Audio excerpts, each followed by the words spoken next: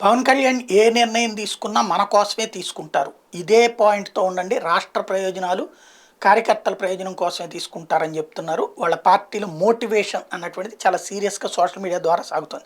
ఇందులో శ్రీనివాస్ కుసంపూడి గారి స్టేట్మెంట్ చూస్తే, తెలుగుదేశం పార్టీని నమ్మగలమా? క్షేత్రస్థాయిలో మనం తెలుగుదేశం పార్టీ వాళ్ళకి ఇస్తున్న ప్రయారిటీ, వాళ్ళు మన నాయకులకు, కార్యకర్తలకు ఎందుకు ఇవ్వడం లేదు? మన అవసరం వాళ్ళకుందా? వాళ్ళకి మన అవసరం ఉందా?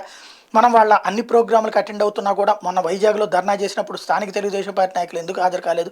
మనోహర్ గారిని అరెస్ట్ చేసినప్పుడు తెలుగుదేశం పార్టీ అధిష్టానం ఎందుకు ఖండించలేదు? ఇట్లా ఎన్నో ఉన్నాయి. వాటన్నిటికీ సమాధానం ఏంటంటే, పవన్ కళ్యాణ్ ఆయన ఏ నిర్ణయం తీసుకున్నా చాలా దూరదృష్టి ఆలోచిస్తారు. అధికారంలోకి రావడం ఒక్కటే మన లక్ష్యం కాదు. రాష్ట్రం అభివృద్ధి చెందాలి. ప్రజలు క్షేమంగా ఉండాలి. ముఖ్యంగా యువతకు మంచి భవిష్యత్తు ఉండాలి. ఇదే పవన్ కళ్యాణ్ గారి ఆలోచన. అందుకే ఈసారి ఎటువంటి అవకాశాలకు తావివ్వకుండా వైకాపా విముక్త ఆంధ్రప్రదేశ్ లక్ష్యంతో తెలుగుదేశం పార్టీతో పొత్తుకు ముందుకెళ్లారు. ఒకటి మాత్రం స్పష్టం, మోసపోవడానికి ఇది ప్రజారాజ్యం సమయం కాదు. ఇక్కడ ఉన్నది జన సైనికులు. మనల్ని నడిపిస్తుంది మేరు శిఖరం లాంటి పవన్ కళ్యాణ్ గారు. నాయకుడికి మన బలం కావాలి. మనం బలం కావాలి కానీ బలహీనత కాకూడదు. విజయానికి దగ్గరలో ఉన్నాం. త్వరలో అధికారాన్ని చేకిచ్చుకోబోతున్నాం. పాలనలో చెరగని ముద్ర వేయబోతున్నాం. మన అధ్యక్షుల వారిపై నమ్మకం ఉంచి ఎటువంటి అపోహలకు, అనుమానాలకు తావివ్వకుండా మనం మన పరిధిలో పనిచేయడమే మన ముందున్న తక్షణ కర్తవ్యం అని చెప్తున్నారు.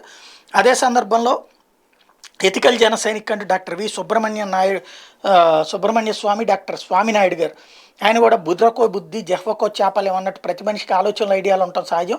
అది కాదని లేదు నిజం. కానీ మనకున్న పరిజ్ఞానం కన్నా మన అధినాయకుడు ఎంతో అవగాహనతో, మరెందుకరో మేధావులతో చర్చించి లోకోద్ధరణకై తీసుకున్న నిర్ణయాలను శిరసా వహించడం జన సైనికులుగా మన ధర్మం, బాధ్యత. మన ఐడియాలను ఇక నుండైనా పక్కన పెట్టి అధినాయకుడి నిర్ణయానికి కట్టుబడి లోక కళ్యాణార్థం మన వంతు కృషి మనం చేద్దాం అంటూ ఆయన పిలుపునిస్తున్నారు.